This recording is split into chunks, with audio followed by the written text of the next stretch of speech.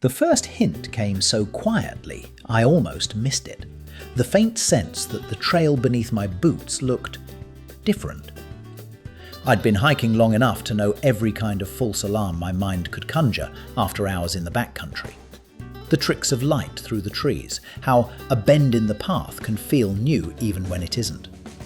So when I noticed the soil colour had shifted from red clay to a greyish dust, I dismissed it. "Soil changes all the time," I muttered, tightening the straps on my pack. I was confident, sure of my bearings, certain that the ridgeline ahead matched what I'd seen on the map that morning. But even then, a small seed of doubt settled somewhere behind my ribs. The morning had started crisp and clear, the kind of air that makes every breath feel like a clean start. I'd left camp early, hoping to make the next junction by noon, where an old fire tower marked the midpoint of my loop. I prided myself on moving fast and light, never second-guessing a route once I set it. But as the sun climbed higher, I began to notice the trail wasn't behaving like it should. It dipped when it should have climbed. It widened where I remembered it narrowing. Still, I pressed on, telling myself the map's contour lines could be misleading, that erosion or rerouting might have changed things since last season. By midday, the rhythm of the hike had dulled into something mechanical. My boots scuffed through pine needles, birds called in the distance, and the steady hum of wind through the treetops filled the silence between my thoughts. But the landmarks, those comforting constants that every hiker learns to watch for, weren't appearing where they should. There should have been a large granite outcrop just before the saddle, a flat rock where I'd planned to eat lunch. Instead, there was only an endless slope of unfamiliar forest. That's when the unease began to take shape. It started as a quiet whisper of wrongness, like a voice I couldn't quite hear telling me to stop, to check, to think. But pride is a tricky thing on the trail. It tells you that one more mile will prove you right, that your instincts couldn't possibly be mistaken. So I kept going, convincing myself that the next bend would make everything line up again. When I finally paused to drink and check my map, I realised something that made my stomach tighten. The mileage didn't match. According to my pace, I should have reached the fire tower hours ago. I glanced up at the canopy. The trees felt taller here, older. The sunlight filtered through differently, softer, as if I'd stepped into another part of the forest altogether. Still, I folded the map carefully and slid it back into my pocket, unwilling to admit what I already knew deep down. I was off route. Not lost, I told myself, just momentarily misaligned.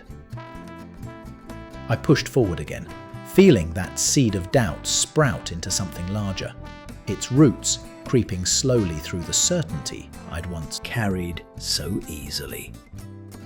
The afternoon light began to flatten, that strange hour when shadows stretch and colours dull, and the forest seemed to grow quieter with every step. I felt it before I admitted it, that slow, gnawing awareness that something wasn't right. The terrain had changed character completely. The trail beneath me, if it even was the same trail, looked narrower, less travelled. Ferns brushed my knees where before there had been dry pine needles. And I noticed small breaks in the undergrowth that looked more like game paths than anything meant for boots. Still, I clung to the rhythm of forward motion, because stopping meant admitting doubt, and doubt was a dangerous thing when you were alone out here.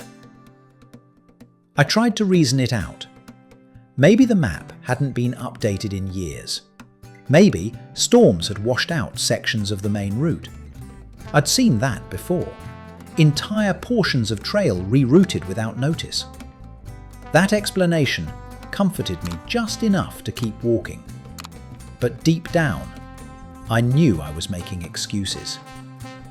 The sun had already shifted to the opposite side of where it should have been if I were moving east. I noticed that too, and then forced myself not to notice. The smell of the air had changed as well.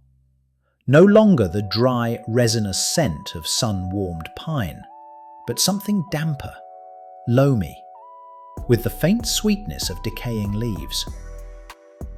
I paused for a drink and realized I hadn't heard the distant hum of the creek in nearly an hour.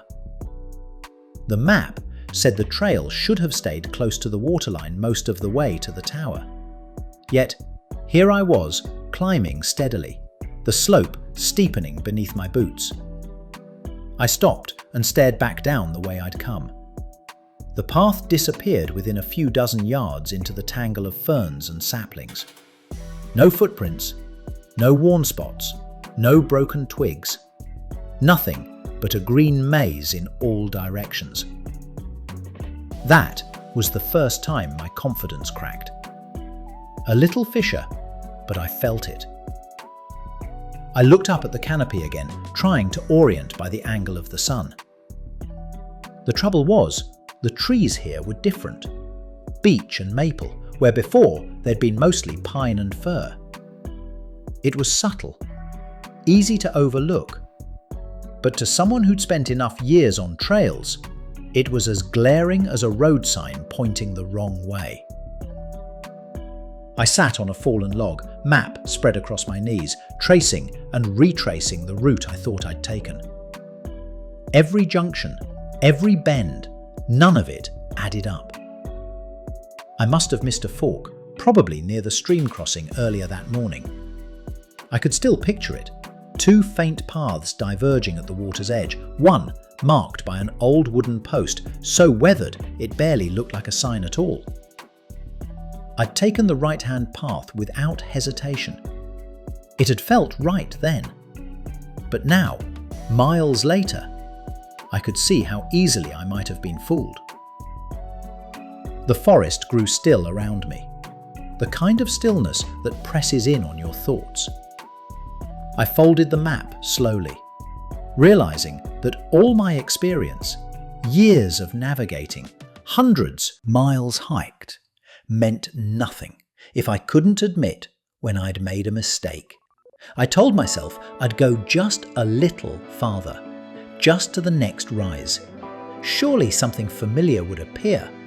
But even as I stood and adjusted my pack, a quiet voice inside whispered that I was already farther than I should have ever gone. The next rise brought no comfort, just more trees, more silence, and that same uneasy feeling crawling beneath my skin. My footsteps had grown careful, almost hesitant, and though I tried to keep my pace steady, I knew I was stalling for time. The forest here felt untouched, untravelled. The undergrowth crowded close to the path, snagging at my pant legs, and fallen branches forced me to weave like a drunk man avoiding puddles. Every few minutes, I'd glance back, expecting to see some sign of my passage, a scuff mark, a broken stem. But the woods swallowed everything behind me as if I'd never been there at all.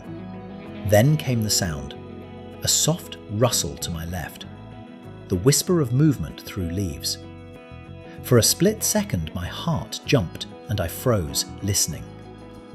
Probably just a squirrel or bird, I told myself. But it was enough to remind me how alone I was.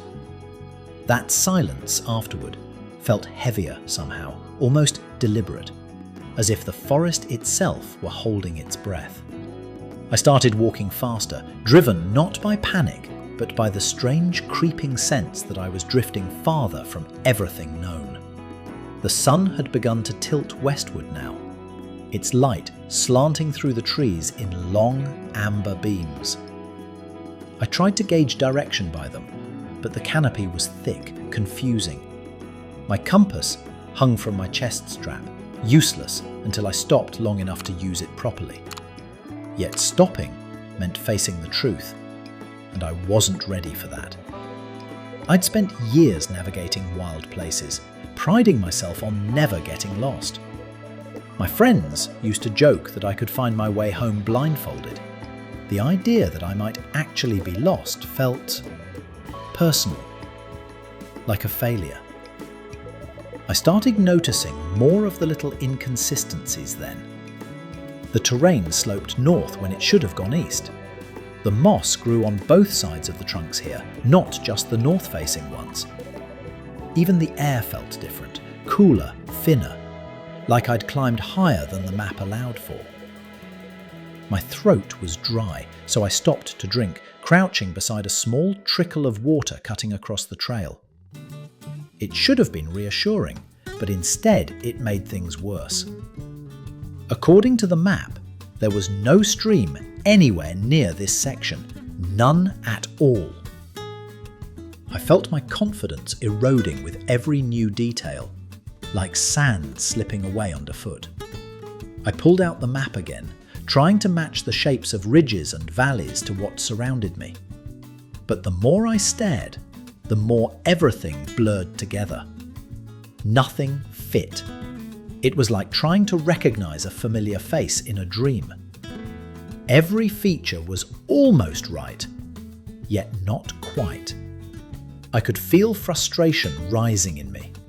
That dangerous mix of pride and denial. "All right," I muttered aloud, voice sounding strange in the still air. "Just one more half hour, then I'll stop and check bearings." Saying it made me feel better, like setting a rule I could hold to. I folded the map, adjusted my pack, and pushed on with forced determination. But deep down, I knew I was only delaying the inevitable, the moment I'd have to admit that every confident step I'd taken that afternoon had been in the wrong direction. As the light began to fade, the trail narrowed to almost nothing, and I felt a chill that had nothing to do with the temperature. That's when the realization finally began to settle in. This wasn't just the wrong path. This was no trail at all. I stopped walking. It wasn't a decision so much as a reaction, like some instinct deeper than pride finally seized control. My boots sank slightly into the moss, and for a long minute I just stood there, listening. The forest breathed softly around me, wind sighing through the leaves, a jay calling somewhere far off. The sound seemed to come from a great distance, as if the whole world had moved away while I wasn't paying attention. My heart thudded once, hard. Then again. I exhaled slowly, trying to steady the jittery pulse in my hands. It's a strange thing when certainty slips through your fingers. At first, you think you can force it back, double down on the logic, insist you know where you are. But the longer I stood there, the clearer it became that my sense of direction had unravelled completely. The ground ahead showed no sign of trail, only scattered leaves and the faint imprints of deer hooves. I turned in a slow circle, scanning for blazes on the trees, for cairns, for anything human. Nothing.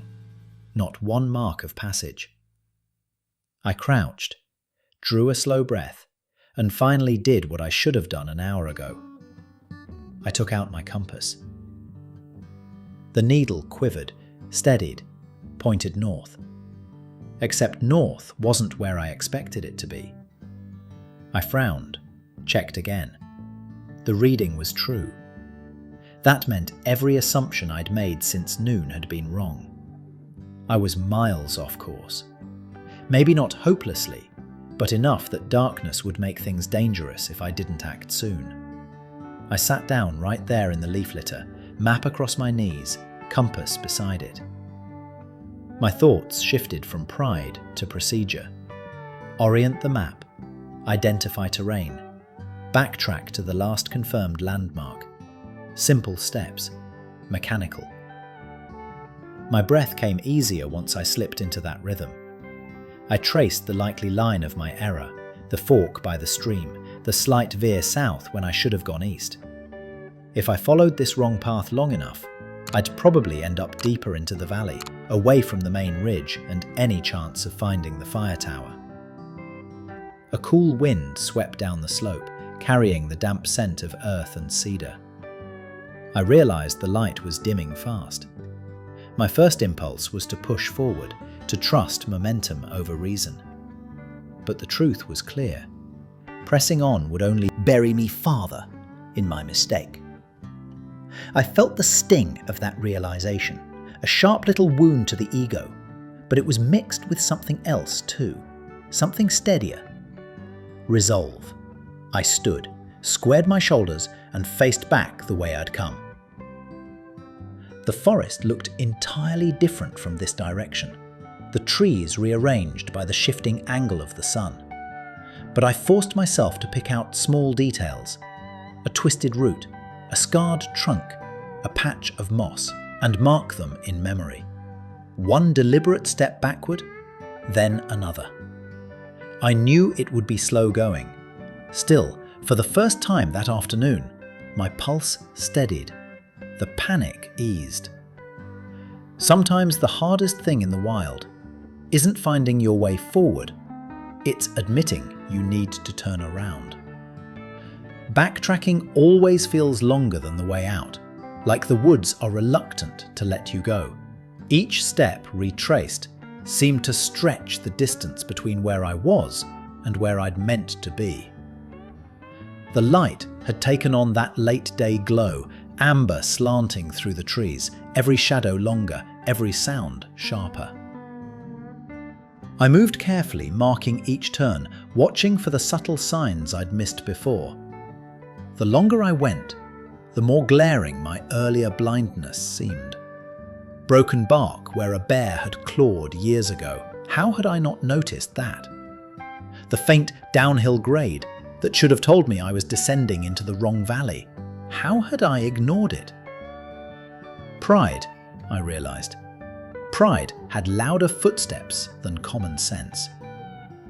I stopped once to rest, leaning on my trekking pole, breathing in the smell of damp earth. The air cooled as the sun sank lower, and a single line from some half-forgotten trail manual floated through my head. The forest will always let you know when it's time to listen. I'd read that years ago, dismissed it as poetic nonsense. Now it made sense. Listening was exactly what I hadn't done. I'd been so sure of my direction, so certain of my skill. But the forest's quiet corrections, the mismatched soil, the vanishing landmarks, even the hush of the creek fading behind me, had all become background noise to my confidence. When I finally reached the stream crossing, relief hit like a wave. The water gleamed in the dim light, just as it had that morning, and there, barely visible in the fading sun, stood the weathered wooden post I'd mistaken as a marker. Up close, it wasn't a sign at all, just an old trail maintenance stake, long forgotten. I laughed softly, half from relief, half from embarrassment. "You idiot," I muttered, shaking my head. "You absolute idiot." But there was no malice in it, only gratitude. The woods have a way of humbling without cruelty, and I felt that lesson sink deep. I set up camp a few hundred yards uphill on solid ground, not wanting to risk losing light while pushing farther. The night came quiet and cold, the kind of darkness that makes the fire feel like a living companion. Flames flickered low, their smoke curling into the canopy. And I sat there, replaying the day, the small signs, the steady unravelling of certainty. The moment I'd chosen to stop instead of charge ahead. The stars blinked faintly through the branches above, and I realised how close I'd come to turning a simple mistake into something serious. The forest had forgiven my arrogance. This time. Tomorrow I'd rise early, take a proper bearing, and find the fire tower without trouble. But as I sat by the embers, map spread beside me, I knew the real victory wasn't in finding the right trail again. It was in recognizing when to turn back. Out here, experience isn't about how far you go. It's about knowing when to stop, listen, and let the land remind you who's really leading the way.